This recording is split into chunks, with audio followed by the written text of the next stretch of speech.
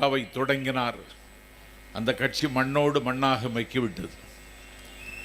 அந்த இடத்தை இட்டு நிரப்புவதற்கு 6000 ஏக்கருக்கு அதிபதி, அன்னை இந்திராவினுடைய அம்பாசிடர் என்று பேசப்பட்ட கபில்சலம் கருப்பையா மூப்பனார் வந்தார். தமிழ் மாநில காங்கிரஸை தொடங்கினார். அவர் கல்லறை குயிலானதற்கு பிறகு அவருடைய புதல்வன் JK வாசன் அந்த கட்சி மிக குறைந்த விலைக்கு மோடிக்கு விற்றுவிட்டார். அந்த இடத்தை இட்டு நிரப்புவதற்கு விளிம்பு நிலை மக்களின் மீது பாசம் கொண்ட கேப்டன் பிரபாகரன் இன்றைக்கு தேசிய முற்போக்கு திராவிடர் கழகத்தை தொடங்கினார். அந்த கட்சி இன்றைக்கு எந்த இடத்தில் நிற்கிறது என்று மச்சான் சதீஷுக்கே கண்டுபிடிக்க முடியவில்லை.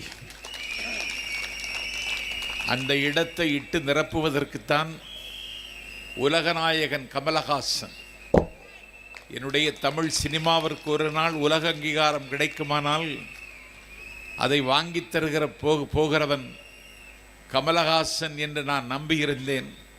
அந்த கமலஹாசன் தொலைக்காட்சி பெட்டியை உடைத்து திமுகவிற்கு எதிராக ஒரு போரை அறிவித்து மக்கள் நீதி மையத்தை தொடங்கினார். இன்றைக்கு கமலஹாசன் டார்ச்சை தொலைத்துவிட்டு அறிவாலயத்தின் திண்ணையில் ஒரு ஓரத்தில் படுத்து கிடக்கிறார். அந்த இடத்தை இட்டு நிரப்பத்தான் சிங்கத்தமிழன் சீமா,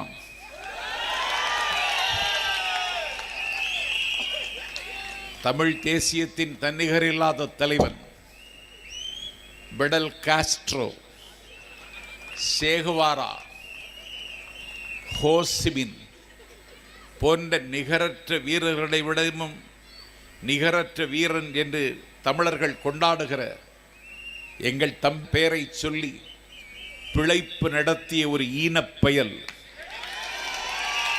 அவன் தொடங்கிய தமிழக வெற்றி கழகம் எங்கள் தலைவர் எங்கெல்லாம் வருகிறாரோ அங்கெல்லாம் அது அடக்கம் செய்யப்படுகிறது.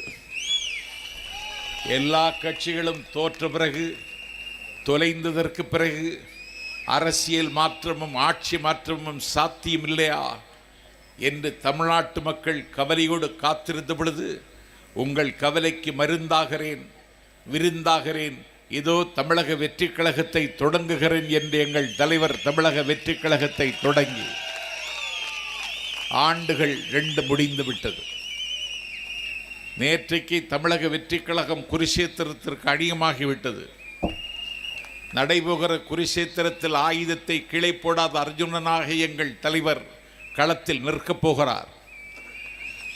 கழகத்திலே களம் காணுவதற்கு ஆர்வம் உள்ளவர்கள் வாருங்கள், விருப்பமனு கொடுக்க வாருங்கள் என்று கேட்டால் டாக்டர் அருண்ராஜுக்கு சொல்லுகிறேன், என் தம்பி ராஜமோகனுக்கு சொல்லுகிறேன், ஒரு மாணவனாக அரசியலை பயின்று கொண்டிருக்கிற நாஞ்சில் சம்பத் சொல்லுகிறேன், இந்திய துணைக்கண்டத்து அரசியல் வரலாற்றில் ஒரு கட்சியில் களம் காணுவதற்கு 10,000 பேர் 2.5 மணி நேரத்தில் விருப்பமனு பெற்றார்கள் என்றால் இந்தியாவிலே அது தமிழக வெற்றி கழகத்திற்கு மட்டுமே